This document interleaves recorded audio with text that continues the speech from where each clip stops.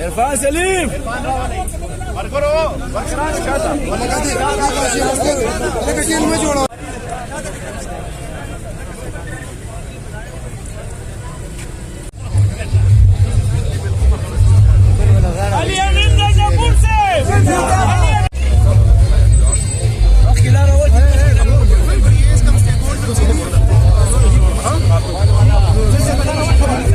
बहुत से लोगों के नहीं हुए, वो भी सबके सामने।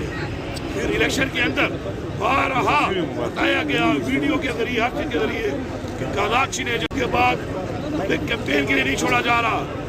कान पे जू तक नहीं रहेंगी इनके, परवाह ही नहीं थी इनको, लगे रहे अपने काम पे। और आखिर में फिर भी अवाम का मैंडेट चोरी करके